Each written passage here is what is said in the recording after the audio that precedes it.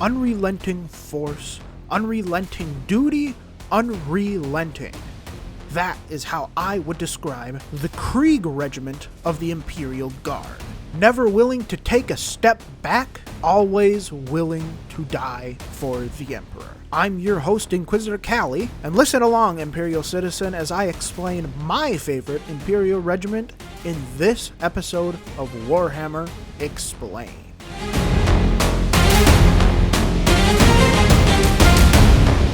Before we get into the video, I must fulfill my obligations to the Omnissiah. Remember to like, comment, and subscribe, and hit that bell down below to let everybody on the ship know you did your Imperial duty. And without further ado, the Great Regiment of KRIEG. So the Regiment of KRIEG comes from the planet of, well, KRIEG, which is a death world classified by the Adeptus Administratum with a actually really cool history behind it. KRIEG has maybe the most distinct look of any of the Imperial Guard regiments because they're not just Starship Troopers looking motherfuckers like Cadians, and they're not just Rambo like the Catachan Jungle Fighters. They fall under the category of a historical army made as a specific regiment, and that actually works out very well for them. Now, into their bread and butter themselves. The KRIEG are honestly to the Imperial Guard what the Iron Warriors were to the Space Marine Legions. They are masters of siege works, attrition warfare, and artillery bombardments, as well as trench warfare. They use a lot of heavy mechanized infantry in joint assaults with their absolute sea of enlisted men and women that they send along to the front lines. If you need a long, grindy battle completed, this is your army to call on. They have an absolutely eerie disposition on the battlefield and usually make everybody around them super extremely depressed, to the point that some regiments just have refused to work with them. They are an active morale threat while they are on the battlefield, but this is entirely outweighed by their absolute usefulness in battle. As mentioned before, they are always willing to sacrifice themselves for the Emperor, and that is very specific there, it must be noted. Sacrifice themselves for the Emperor. You will not see one of these guys dead sprint at a cliff. No.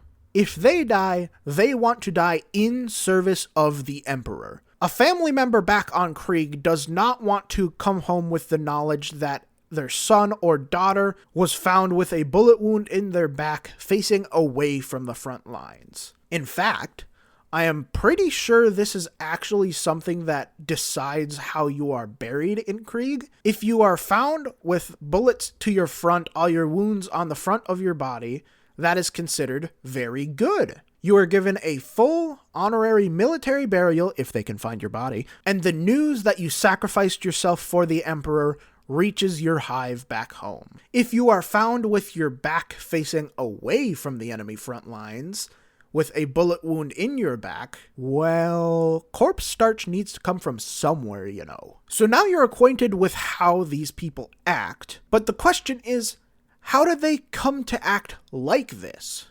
Well, buckle up because it's actually one of the absolute best stories in all of the Guard, save for, and I have to give Cadia their due here, the fall of Cadia itself. And the whole meme that spawned from it, the planet broke before the Guard did. As for KRIEG, before it was actually a death world, it was actually considered a paradise world. A few towns, some cities, a couple of hive cities, but not enough to completely destroy the ecosystem of the world yet. And on this planet, there is a Senate of Governors. Now these particular Imperial Governors thought to themselves, we're really far away from Terra, and we have to give them all of these resources? You're telling me that I have to pay taxes?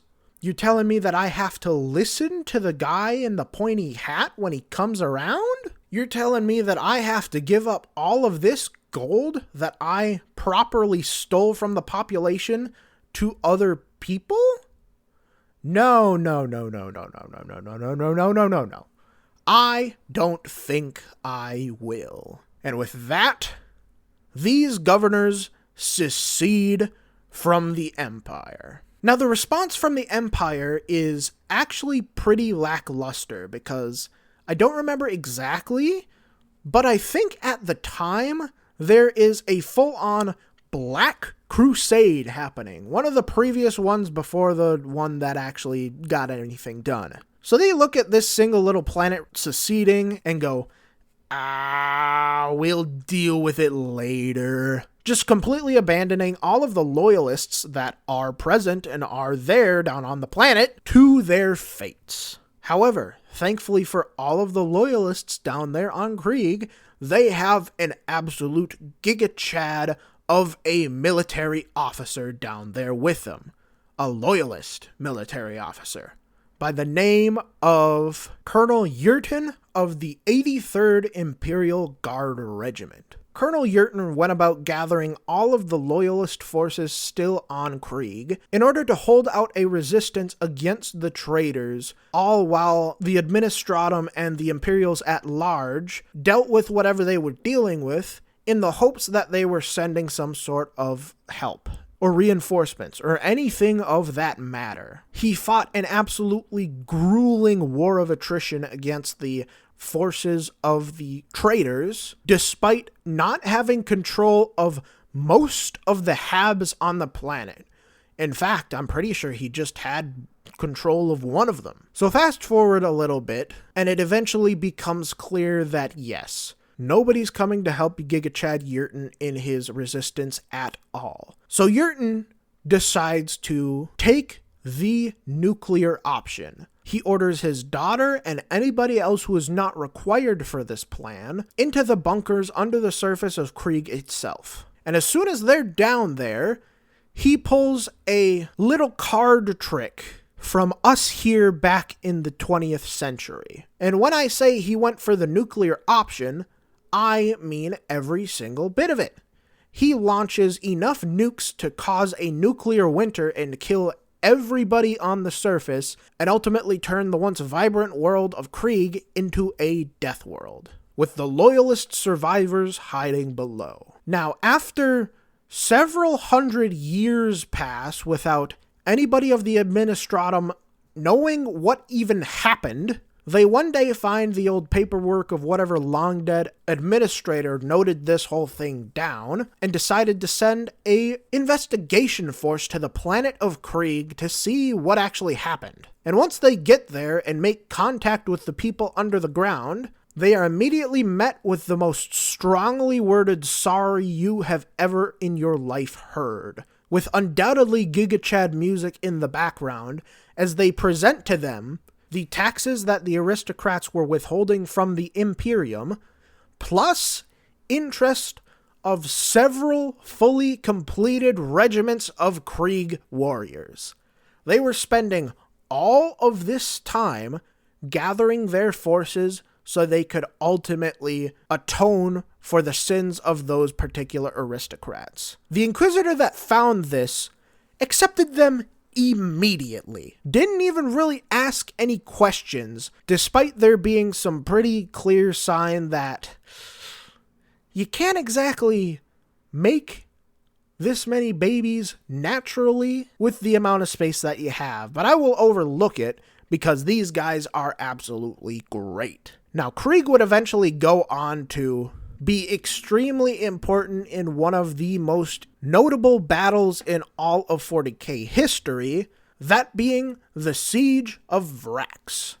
But of course, the Siege of Vrax is so expansive that I will need to save it for its own video. For now, thank you all so very much for watching. Today marks the anniversary of the very first video I actually uploaded on this channel, all the way a full year ago back in January. So for my channel's first annual celebration episode, I wanted to do one of my absolute favorite factions in all of 40k. I can't wait to bring you guys more entertainment from the 42nd millennium for another year and many more years to come. Here's to growth.